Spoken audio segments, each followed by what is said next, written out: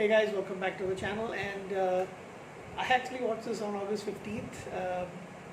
And do not forget that our independence is gained by uh, the valiant efforts of Will Smith and Jeff Goldblum. So, yeah, I've got this kind of weird tradition where, especially for the last 10 years or so, I keep watching Independence Day either on July 4th or on Indian Independence Day, which is August 15th, like I just mentioned.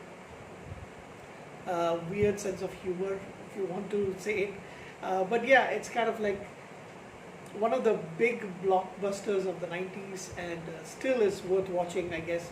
I've never gotten tired of it. I must have watched this movie at least 30 times. Remember when it first came out, it was a huge event when it was all over cable for several years. And I don't watch cable anymore. Do have my DVDs and I do have streaming services, and that's more than enough for me. But yeah, this is a movie which I can easily rewatch multiple times throughout the years. Like I said, 30 years, and it's never gotten boring so far. So Independence Day, also called as ID4, is it's called an American science fiction action movie film, action film. Sorry, it is very cheesy. It's got the corniness of a big blockbuster, and there's a lot of self-patting for America, right? I would call it actually a mass media masturbation for America, basically. And yeah, Ronald Emmerich seems to have something against the Earth because he wants to see it destroyed. But yeah, great cast: Will Smith, Bill Pullman, Jeff Goldblum, amazing three leads over there. Mary McDonnell, Judd Hirsch, who plays Jeff Goldblum's dad, Margaret Collin, Randy Quaid, Robert Loggia, Vivica A. Fox, James Rebhorn, and Harvey Fierstein. Yeah, I actually thought he passed away, but apparently he's live and kicking. If you remember Harvey Feinstein from both this movie and I kind of know him in this as well as in Mrs. Doubtfire. He plays Robin Williams' brother. So yeah, as you know from the film, I don't really need to tell you much about the story. It's the group of people who have survivors, military and politicians and everyday people who have to fight against basically in the Nevada desert against the powerful extraterrestrial alien race who comes to basically kill all the living beings and then use up the water and then crush the earth like a tin can and then throw it away. Basically, that's the description. But it's a lot of fun, like I said, to watch.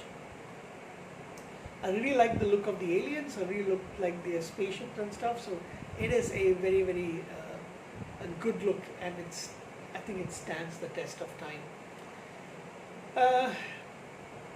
Yeah, so I'm just going to tell you about what I think about the acting. The acting is over the top, especially Randy Quaid. I mean, he is he is basically the equivalent of a WWE character in the movie. Will Smith. Of course, he too is a little bit over the top, and Bill Pullman plays the President Thomas J. Whitmore. I think he did a really fantastic job. He kind of looks like the former fighter pilot and Gulf War veteran. Now, kind of like a fish out of water is the presidential in his presidential role. Jeff Goldblum is like fantastic as David Levinson, who's an MIT educated satellite engineer and technological expert who develops the virus that will finally, get the humans their edge over the aliens, gives them a virus, aliens a virus, and their shields go down.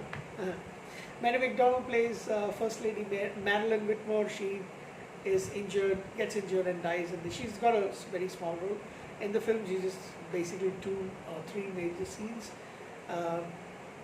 I absolutely love the character. Love the actress. She, of course, is more famous for playing the President Laura Roslin in the reboot Battlestar Galactica series.